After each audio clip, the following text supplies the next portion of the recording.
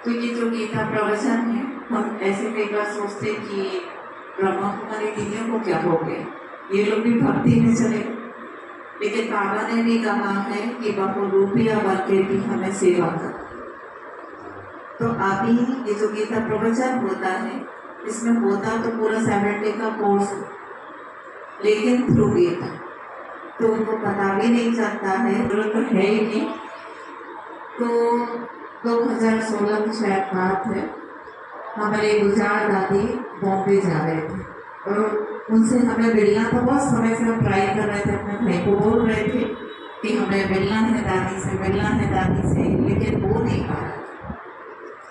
और एक दिन मैं और मेरा भाई हम लोग गए दादी से मिलने के। जब दादी से मिलने के लिए गए तो नीलू दीदी ने कहा दादी किसी से नहीं मिल सकती, दादी की तबीयत ठीक नहीं है। बहुत सारी फॉरेन की बहनें थी, सभी को नीलू दीदी ने कहा नहीं नहीं दादी नहीं मिलेगी आप लोगों से। तो कहा दीदी आप मिल लो, तो दीदी बोली मेरे से मिलके क्या मिलेगा, मैं कुछ नहीं मिल सकती।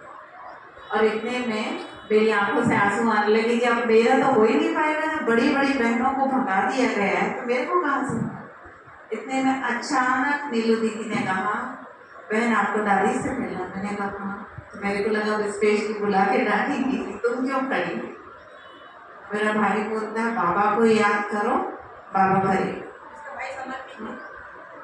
तो अचानक से नीलू दीदी ने हमको बुलाया और नीलू दीदी ने कहा कि आप आओ, और अंदर 1 घंटे पूरी कानूनी प्रक्रिया जैसे चली।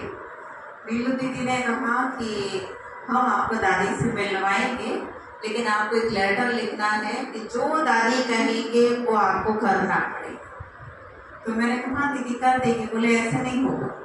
तो उन्होंने सागर भाई को बुलाया और कहा एक लेटर इससे लिखवाना है, जो दादी कहेंगे वो ये करेगी तभी मिल पाएगी। और नीलू दीदी ने कहा पहली बार मैं कभी किसी के साथ 1 घंटे बैठी, कभी नहीं बैठी। उन्होंने पूरा पूछा को मिलना किस लिए, तो हमने उनको सारा बताया कि हमें तो दादी को ट्रांस में भेज के एक मैसेज लेना था, लेकिन उन्होंने कहा वो नहीं हो पाएगा, दादी को बहुत तकलीफ होती। तो जैसे हमने लेटर लिख कर दिया तो नीलू दीदी हमारे साथ ही दादी के कमरे में दादी को उठा के स्पेशली लेकर आए, दादी को बिठा दिया और कहा अब आप बात करो। तो हमने दादी को बताया ऐसे ऐसे, दादी आधा पौना घंटा स्पेशली बात करती थी। उसके बाद साल में जो दादी ने कहा था कि 3 सेवा होती है बहन, जनरल सेवा, VIP सेवा, स्थूल सेवा, आपको कौन सी सेवा चाहिए। तो बाबा तो मैं भाई को बोल रही थी कि अगर आज मेरा काम हो गया ना तो माइया जैसे यहाँ पे झाड़ू पोछा करती ना, ऐसे भी मैं करने को तैयार हूँ, सेक्टर का डिजाइन कर दूंगी, बैग ID सब दे दूंगी, लेकिन ये काम होना चाहिए। और अचानक जब दादी ने कहा तो हमारे मुख से निकला कि दादी VIP सेवा।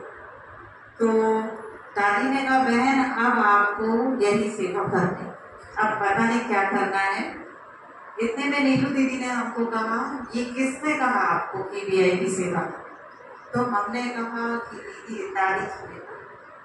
दीदी ने कहा दादी ने नहीं कहा, मेरे को दादी के साथ 31 साल हो गए, दादी अपने मन से कभी किसी से भी इतनी देर बात नहीं की। तो उन्होंने कहा ये बाप दादा का रथ है और बाबा ने ही आपको ये वरदान दिया, इस वरदान को आपको फलीभूत करना है, क्योंकि आपने लेटर लिख कर दिया है कि जो दादी कहेंगे वो करेंगे, तो आपको करना पड़ेगा। तो ये बाप दादा का वरदान है और कैसे करना है आप देखें।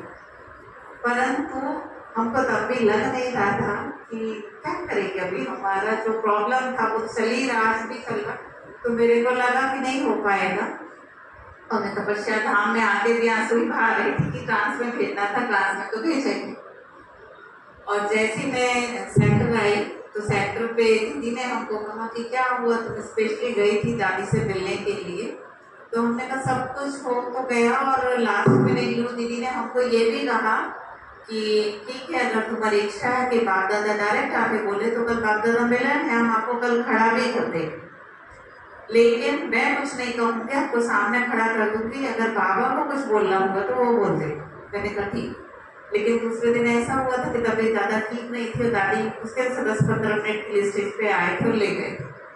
तो जब मैंने सारा दीदी को बताया तो दीदी ने कहा भारती बहन, मेरा एक दिल का संकल्प है कि तुम उषा दीदी की तरह गीता प्रवचन शुरू कर दो, क्योंकि बहुत समय से हम उनसे समय ले रहे हैं कि हमें गीता प्रवचन कराना है, आप समय दीजिए, लेकिन वो हमेशा कहती कि नहीं मैं बिजी हूँ। तो मेरे एक संकल्प है कि तुम उषा दीदी की तरह गीता प्रवचन चालू कर दो। तो मैंने सिर्फ हाँ बोल दिया दीदी को कि हाँ ठीक है। अब ऐसे थोड़ी पता था कि ऐसा कुछ करना है मेरे को। और दीदी बहुत खुश हो गई जैसे ही मैंने हाँ कहा। तो दीदी बोली मैं तुम्हारे गले में माला डालूंगी, नारियल फोड़ूंगी, ये करूँगी वो करूँगी, ऐसे सारा माहौल तैयार हो गया। और फिर मैं अपने घर से गीता लेके आई, कहीं से विष्णु पुराण लिया, कहीं से शिव पुराण, कहीं से रामायण, कुछ अरेंज किए। और मुश्किल से हमें लगता है शायद एक मंथ भी हमने वो सारी चीज़ें पढ़ी नहीं थी। थोड़ा थोड़ा जब पहले दोपहर में सो जाती थी उस टाइम पे मैं पढ़ाई करती थी। तो 1 महीने के बाद दीदी ने नॉन बीके के बीच में एक प्रोग्राम रखा